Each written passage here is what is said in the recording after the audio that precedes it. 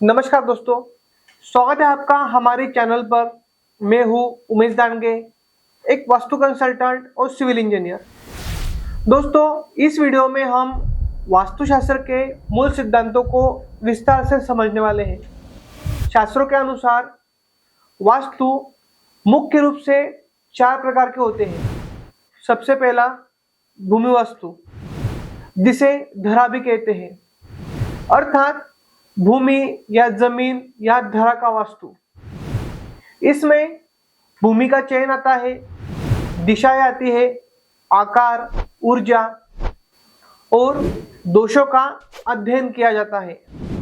Second आता है प्रसाद यानी कि हर्म्य वास्तु, अर्थात भवन या फिर इमारत का वास्तु। इसमें आप महल लीजिए, मंदिर, सभा भवन, शाला, बावड़ी, रंगशाला इत्यादि जो भी स्थिर इमारतें हैं, इन स्थिर इमारतों का वास्तु होता है प्रसाद वास्तु में। अब आता है शयन वास्तु, अर्थात कक्ष या फिर आप फर्नीचर कह लीजिए या फिर आपका बेड कह लीजिए, जिसपे आप सिटिंग करते हैं, उस सिटिंग एरिया कह लीजिए। इसमें फर्नीचर का डिजाइन और निर्माण शामिल है, जो कि आराम और हमारे स्वास्थ्य से जुड़ा होता है। और चौथा आता है यान वास्तु, अर्थात वाहन या यान, इसका वास्तु। आप इसमें रथ, पालकी, बग्गी आदि से लेकर आधुनिक कार, बस, ट्रेन और विमान तक इसके जो भी डिजाइन है, इसके जो भी निर्माण है, इन सभी के नियम इसमें आते हैं। यानी कि vastu each and every element को डिस्क्राइब करता है। अब हम इन चारों को विस्तार से समझते हैं। मैंने शास्त्रों के अनुसार 3 प्रमुख बातें समझाई, जैसे कि भूमि वास्तु, प्रसाद वास्तु और शयन वास्तु।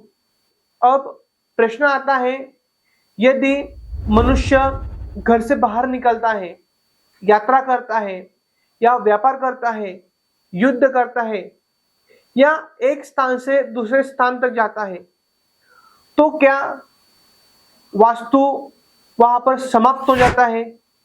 तो नहीं, यही से शुरू होता है इसका चौथा प्रकार, यानी कि यान वास्तु। प्राचीन समय में यान का अर्थ रथ, पालकी, हाथी, घोड़ा, नौका।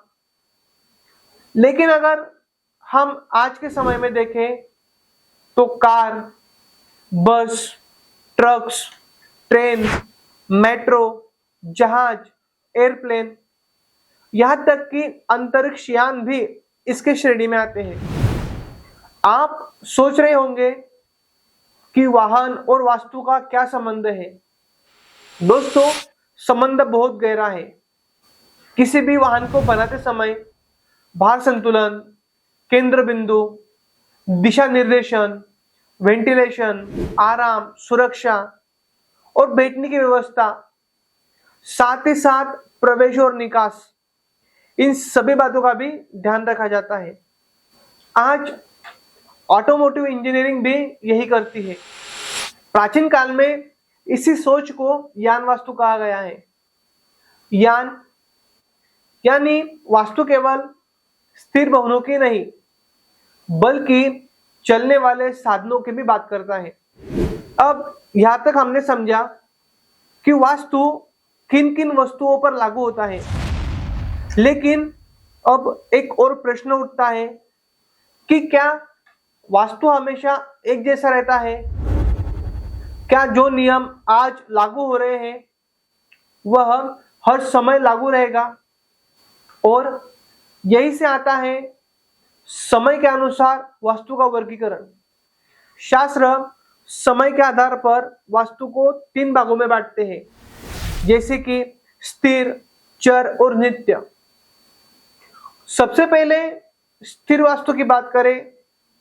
स्थिर अर्थात एक ही स्थान पर बना रहता है, जैसे आपका मकान हो गया, मंदिर, स्कूल, हॉस्पिटल, फैक्ट्री, ऑफिस, ये सब अपनी जगह से नहीं चलते, रत्ती भर भी नहीं हिलते। इनका डिजाइन एक बार बनता है और वर्षों तक वही रहता है।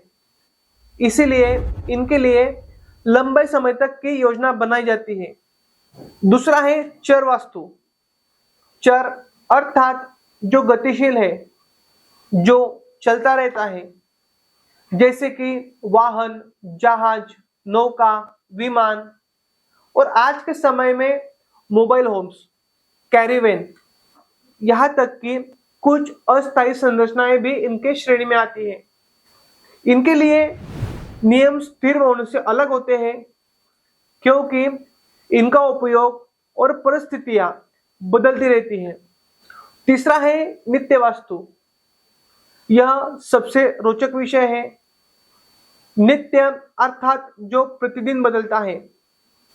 सूर्य का उदय और अस्त, प्राकृतिक प्रकाश, हवा की दिशा, तापमान, मानव की दिनचर्या, ऋतुएं, जैसे हमारे यहाँ पे 6 ऋतुएं हैं, हर 2-2 महीने में ऋतुएं बदल जाती है। ये सब प्रतिदिन बदलते रहते हैं। यदि कोई व्यक्ति रात में काम करता है और दिन में सोता है तो उसके लिए रहने की व्यवस्था अलग होगी। यदि कोई इंसान है तो उसकी आवश्यकता अलग होती है। यदि कोई डॉक्टर है तो नाइट शिफ्ट करता है तो उसकी जरूरतें अलग होगी। यानी वास्तु केवल दीवारों का नहीं बल्कि समय के साथ बदलती परिस्थितियों का विज्ञान भी है। अब तक हमने समझा कि वास्तुशास्त्र वस्तुओं का, समय का, दोनों का अध्ययन करता है। लेकिन अभी भी एक बहुत बड़ा प्रश्न बाकी है। क्या मंदिर और फैक्ट्री का वास्तु एक जैसा होगा? क्या हॉस्पिटल और होटल का प्लान एक जैसा होगा? क्या स्कूल और शॉपिंग के मॉल में एक जैसे ही सिद्धांत लागू होंगे? बिल्कुल नहीं। यही से शुरू होता है उपयोग के अनुसार वास्तु। यदि भवन रहने के लिए है तो आवासीय वास्तु कहेंगे। यदि व्यापार के लिए है तो वाणिज्यिक वास्तु कहेंगे। यदि उत्पाद के लिए है तो औद्योगिक वास्तु कहेंगे। यदि खेती और कृषि से जुड़ा हुआ है तो कृषक वास्तु कहेंगे। यदि पूजा और आध्यात्मिक कार्यों के लिए है तो धार्मिक वास्तु हो जाएगा। यदि शिक्षा के लिए है तो वह संस्थागत वास्तु हो जाएगा। यदि सरकारी कार्यों के लिए है तो वह प्रशासनिक वास्तु हो जाएगा। यदि किसी ऐतिहासिक स्मृति के लिए है तो वह स्मारकीय वास्तु हो जाएगा। यानी कि भवन का उद्देश्य बदलते ही उसकी योजना भी बदल जाती है। और हाँ, इसीलिए एक अच्छे वास्तु विशेषज्ञ को केवल दिशा नहीं बल्कि भवन का उपयोग भी समझना चाहिए। आज शहरों में एक नई व्यवस्था तेजी से बढ़ रही है जिसे मिक्स्ड लैंड यूज कहते हैं या फिर MLU कहा जाता है। आपने ऐसे बहुत से भवन देखे होंगे जहां नीचे दुकान होती है, ऊपर घर होता है या एक ही परिसर में ऑफिस और निवास दोनों होते हैं। ऐसे भवनों की योजना सामान्यतः आवासीय भवनों से अलग होती है। यह आधुनिक नगर नियोजन का महत्वपूर्ण भाग है और आज वास्तु के अध्ययन में इसे समझना बहुत ही आवश्यक है। अब तक हमने जाना कि वास्तु का संबंध भूमि से है, वास्तु का संबंध भवन से है, वास्तु का संबंध मनुष्य से है, वाहनों से है, समय से है और उपयोग से भी है। लेकिन अभी भी सबसे बड़ा आश्चर्य बाकी है। क्या वास्तु केवल एक मकान तक सीमित है या पूरा शहर भी इसका हिस्सा है? क्या केवल कमरा महत्वपूर्ण है या पूरा नगर भी ऊर्जा निर्माण करता है? तो दोस्तों, अगले भाग में हम इसी रहस्य को समझेंगे जहां एक कुर्सी से लेके पूरे शहर तक का वास्तु एक दूसरे से जुड़ा हुआ दिखाई देगा।